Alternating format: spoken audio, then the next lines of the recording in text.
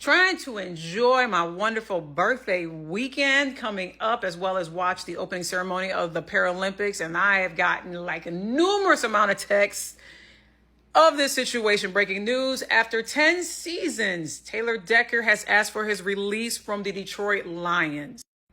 Taylor Decker posted this on his Instagram. Things change. 145 games, started 3 playoff appearances, 2 division titles, a decade carrying the shield. I fully intended to do it once again, but my time as a Lion is coming to an end. In the weeks since notifying the team of my return, there have been numerous discussions, many of which were a surprise to me, and we could not find common ground. Therefore, I decided to request my release. I am opting for a clean and amicable close to what has been such a beautiful 10 years going to war as a Lion. It has been an absolute privilege of my life to be your left tackle, LT, for the past 10 years. And I am forever grateful for the opportunity the Ford family and the Lions organization afforded me. Then he signs it at the end. He did not leave out the fans, such as myself. To the fans, and thank you, is simply never enough.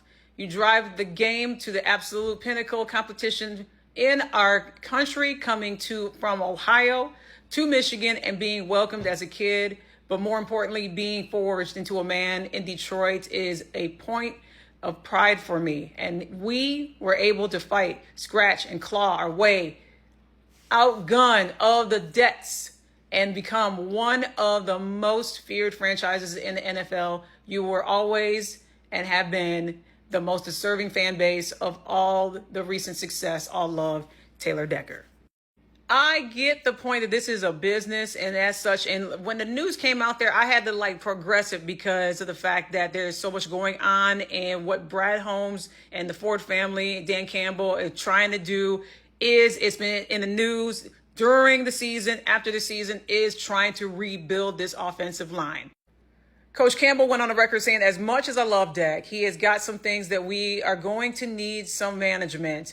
That's kind of where we're at. One way or another, we're going to need somebody that can play over there and that can help us if we need them in a crunch or we need them as a starter. So that means, does that mean now with him gone, Frank Ragnow, who already was center, he had retired. Graham Glasgow, who had been released just a week or 2 ago. Dan Skipper, who went into retirement and now is part of the coaching staff for the Detroit Lions. And then now this news with Taylor Decker. So Penei Sewell, are they going to move him to left tackle and build from what is some now key pieces that is needed for this Detroit Lions offense is the question that I have.